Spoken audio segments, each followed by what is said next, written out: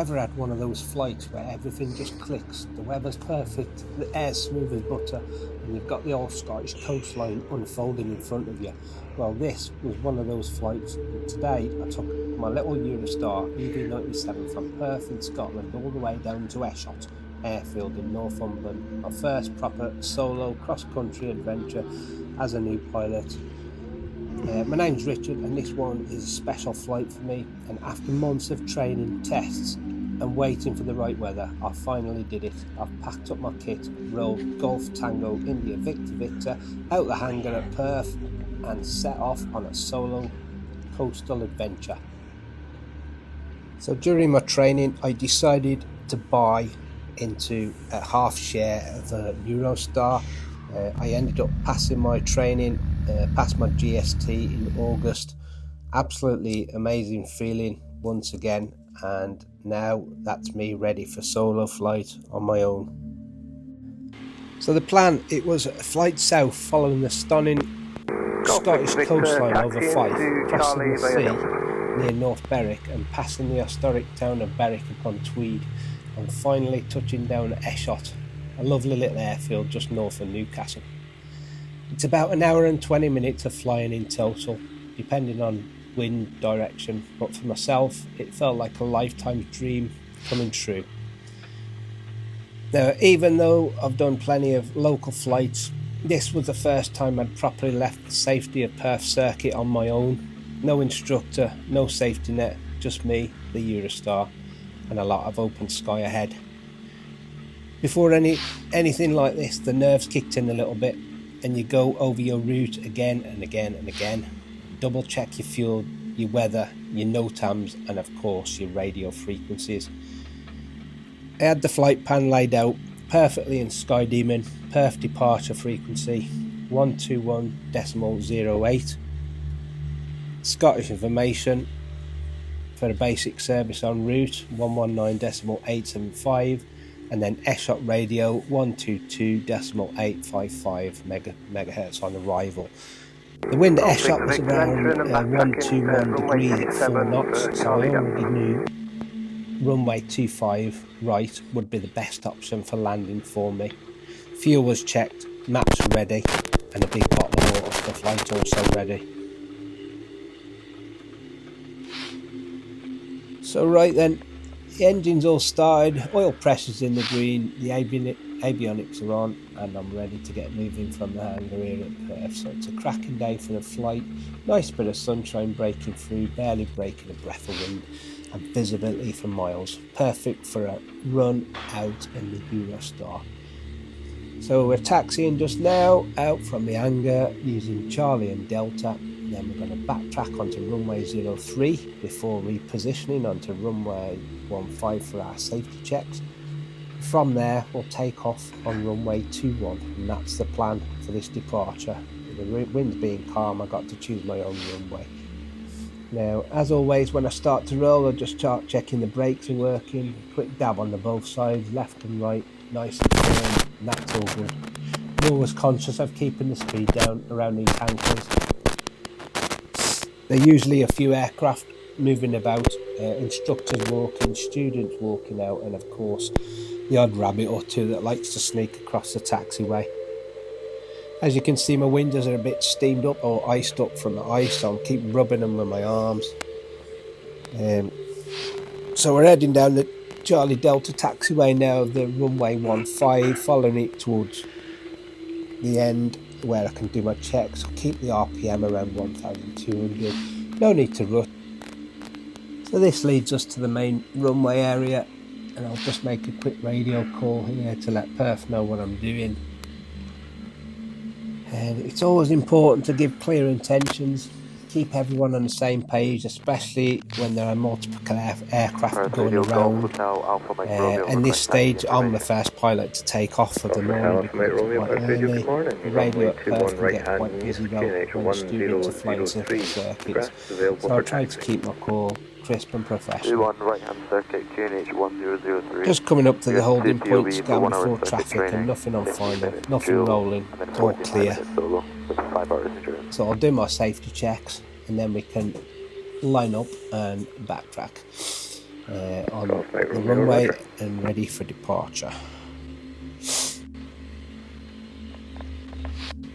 As I'm heading towards the far end, I'm already mentally going through the takeoff checks, T's and P's in the green, fuel pump on, flap set for takeoff, trim neutral, controls full and free, and I'll double check the altimeter setting when we get up to the run area. I'm just approaching the threshold of runway 15. I'll swing her around into the wind here and park up for the pre-takeoff safety checks. And it's always a good habit to point into the wind during the run-up. Helps cool the engine and gives a bit of airflow across the radiators while we go through everything.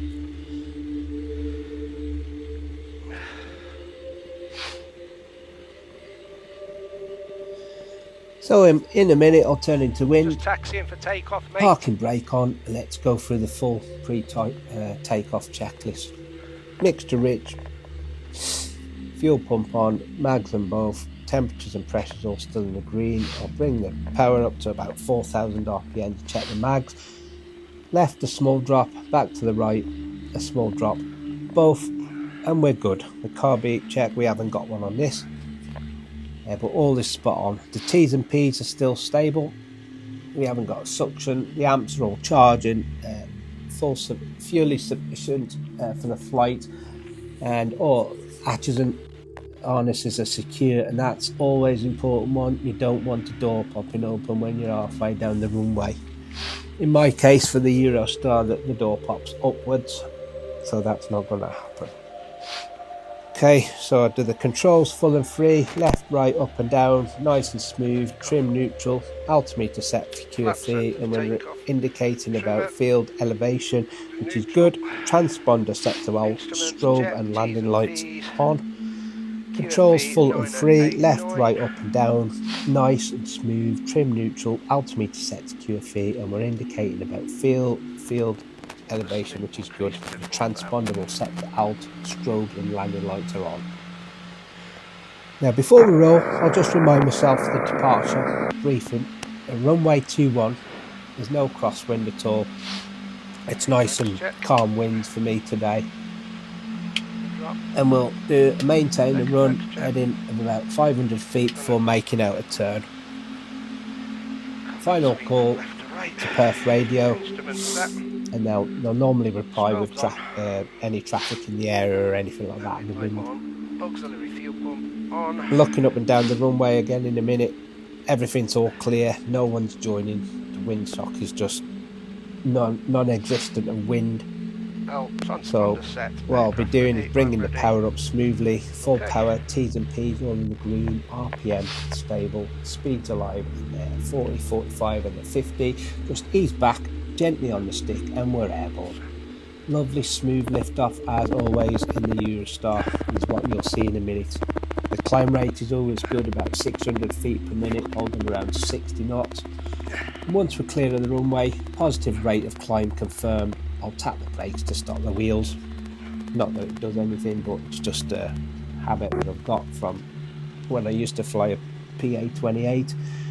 And once we're out the circuit, quick glance over my shoulder, the runway will disappear behind us and Perth just looks beautiful in the distance.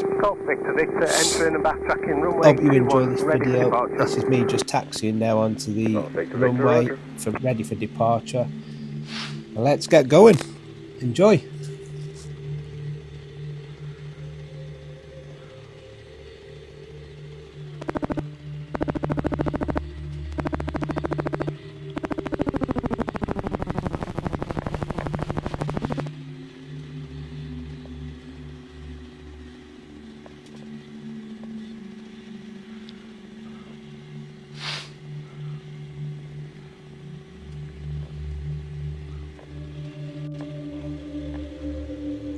So after a quick walk around and the usual checks, I decided to line up on runway 21 at Perth, started up the Rotex engine, taxied out and got my clearance from Perth radio.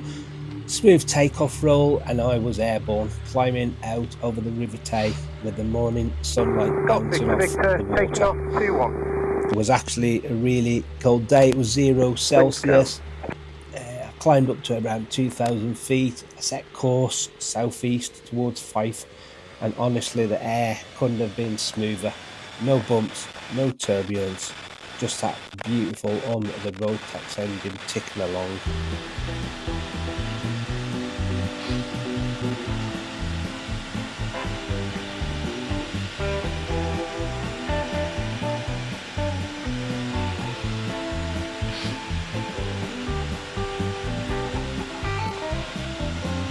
Away.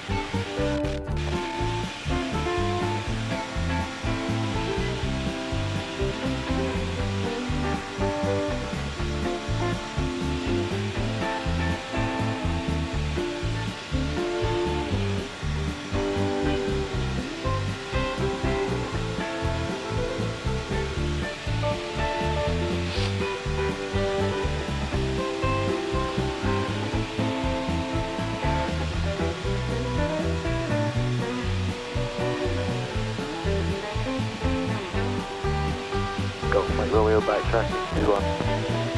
Go for my Romeo, roger.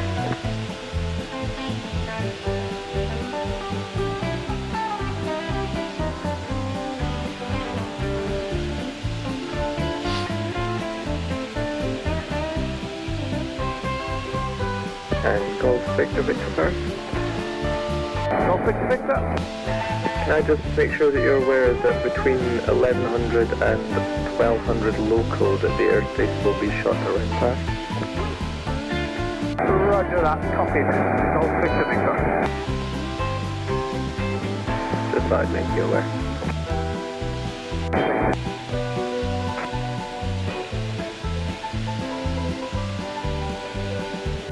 Golf Victor Victor, just leave. My route took me along the coast of Fife, and wow, what a view. You've got the beaches stretching out, the little fishing villages and the clear Scottish water glistening below. I passed over Ely, where I could see the famous lighthouse and the golf course, then followed the coast, down past Anstruther and Crail, both little gems when seen from above. And then came one of the most exciting parts, the sea crossing from Fife. I turned slightly east to head over the Firth and Forth towards North Berwick.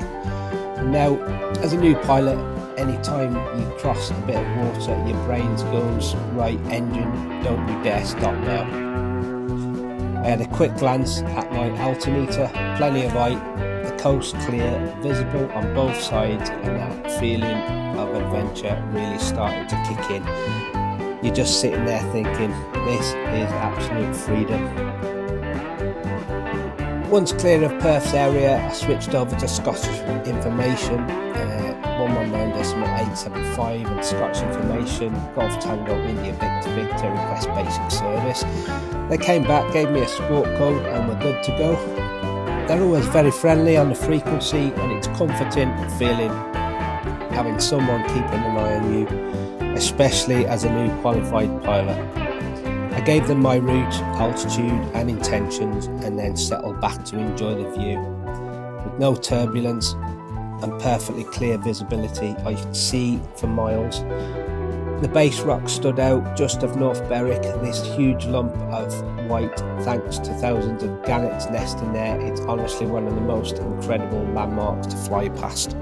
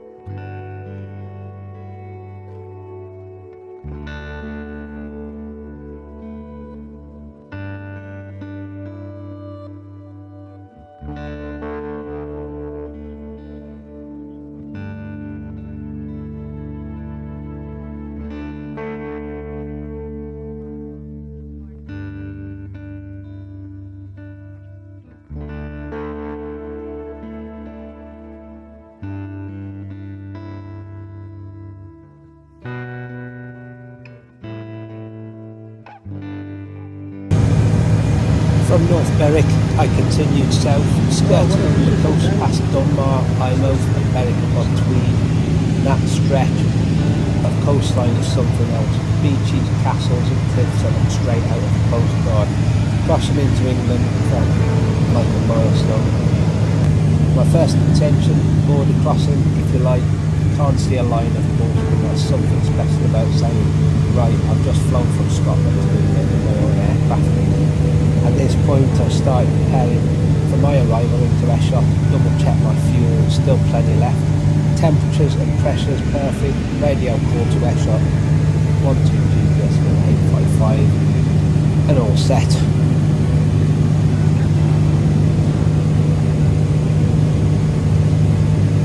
As I got closer to Alnwick, the landscape started to change. Rolling hills, little farms, and then finally Eshott came into view. Such a charming little airfield, nestled just a few minutes away from the Northumberland coast. I called up Eshott radio, Golf Tango Victor inbound from Perth, 10 miles to the north, request airfield information.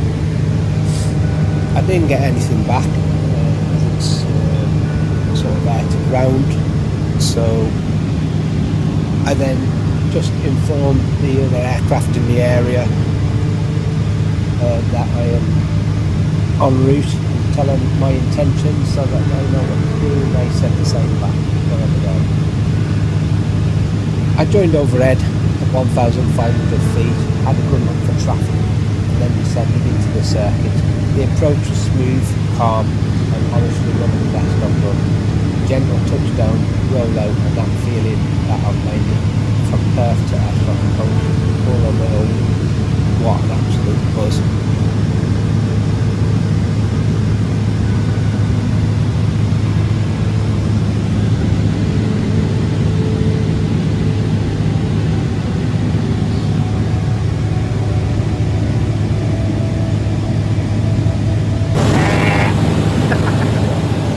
Just approaching Eyemouth.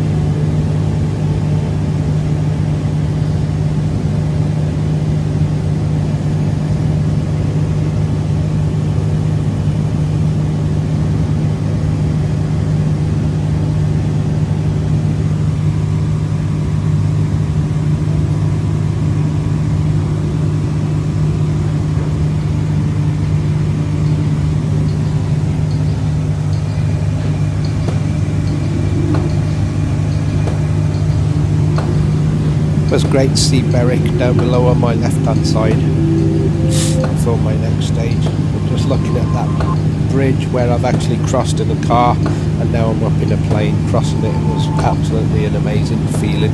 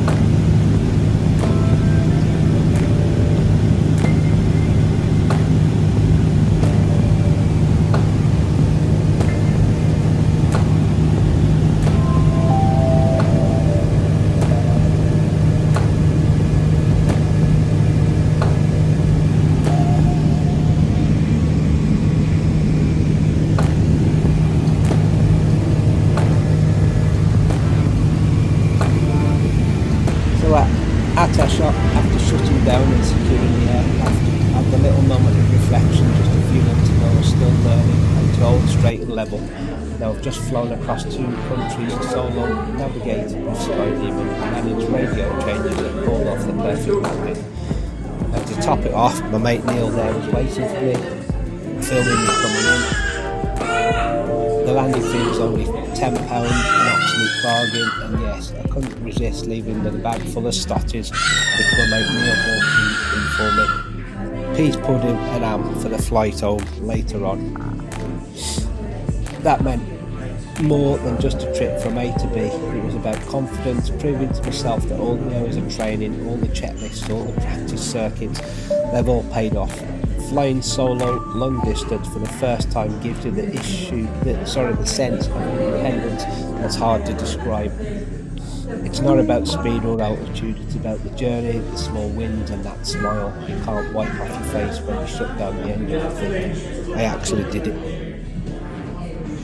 If you're learning to fly right now or just thinking about starting, honestly do it. Yes, it's challenging, yes, it takes time and money, but days like this make every bit of worthwhile. Flying gives you a whole new perspective on life, and that feeling of total freedom is unbeatable. I'll never forget that cross-country first solo, the calm air, the Scottish coastline, and that perfect landing at Eshott. Thanks for watching.